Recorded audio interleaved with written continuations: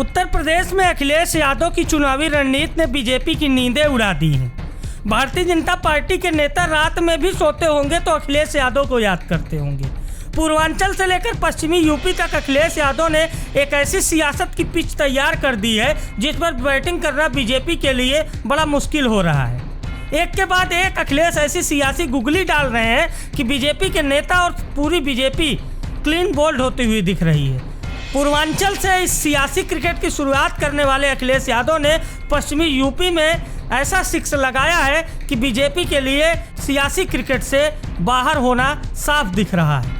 Bharatiya Janata party जो खुद को विश्व की सबसे बड़ी पार्टी बताती है, वह एकमात्र इकलौते विपक्ष के नेता अखिलेश यादव से पिछड़ती हुई दिख रही है। समाजवादी पार्टी और अखिलेश यादव ने एक ऐसा सियासी चक्रव्यूह तैयार कर दिया है कि बीजेपी के लिए औंधे मुंह गिरना तय माना जा रहा है। पूर्वांचल में ओम प्रकाश राजभर, संजय सिंह चौहान, कृष्णा पटेल जैसे जातीय प्रभाव के नेताओं को साथ लेने के बाद पश्चिम यूपी में जाटों और दलितों को साधने के लिए अखिलेश यादव ने आरएलडी और चंद्रशेखर आजाद को अपने पाले में कर लिया है।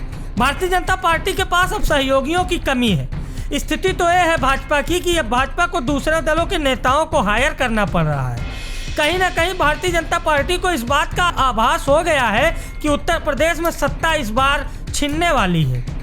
उत्तर प्रदेश में अखिलेश यादव का इकबाल ऐसा बुलंद हो रहा है कि बीजेपी के एक बड़े मंत्री भी 7 विधायकों को लेकर समाजवादी पार्टी में शामिल होने के लिए अखिलेश यादव से समय मांग रहे हैं। ये तो बस शुरुआत है, अभी चुनाव होने में 3 से 4 महीनों का समय है। उत्तर प्रदेश में अखिलेश यादव और समाजवादी पार्टी एक ऐसे सियासी घटनाक्रम को अंजाम देने जा रहे हैं जिसकी उम्मीद सियासी पंडितों ने नहीं की थी।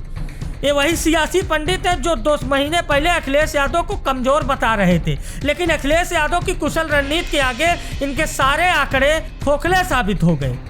आज अखिलेश यादव बुंदेलखंड की यात्रा पर है तो वहीं बीजेपी लखनऊ में एक बड़ी बैठक कर रही है। बीजेपी की बैठक में सीएम योगी आदित्यनाथ मौजूद रहेंगे। वही सीएम योगी आदित्यनाथ जो सुशासन की बात करते हैं।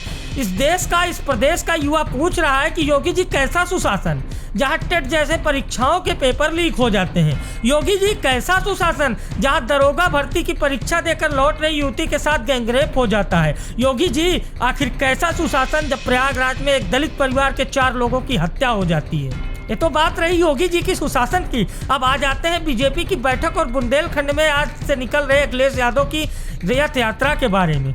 बीजेपी बैठक कर रही। बीजेपी की बैठक में चुनाव प्रभारी धर्मेंद्र प्रधान, सूबे के दोनों डिप्टी सीएम केशव प्रसाद मौर्य और दिनेश शर्मा और उनके साथ योगी आदित्यनाथ जो सूबे के सीएम हैं या बीजेपी की नज़रों में सुपर सीएम है, वह मौजूद रहेंगे। सुनील बंसल भी होंगे, स्वतंत्र देव सिंह भी होंगे। लेकिन एक और जहां बीजेपी बैठक करके डैमेज कंट्रोल करने में जुटी हुई है, वहीं अखिलेश यादव बुंदेलखंड में अश्वमेध का रथ लेकर निकले हैं। एक ऐसा रथ जिसका सामना करना किसी के बस की बात नहीं है। बुंदेलखंड में 3 दिन अखिलेश यादव रहेंगे तो बुंदेलखंड का जो सियासी कल्चर है इस बार बदलने वाला है। बुंदेलखंड ही नहीं, पूरा पश्चिम, उत्तर, दक्षिण अखिलेश यादव ने बीजेपी को चौतरफा ऐसे घेरा है कि बीजेपी के लिए नाको चने चबाने वाली स्थिति हो गई है।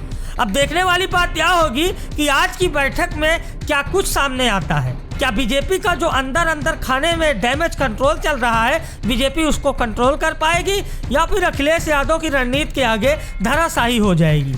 इस बार वैसे भी यूपी में बीजेपी काफ़ी परेशान लग रही है। अब देखने वाली बात यह होगी कि इस बैठक से बीजेपी की मुश्किलों में कितनी कमी आती है।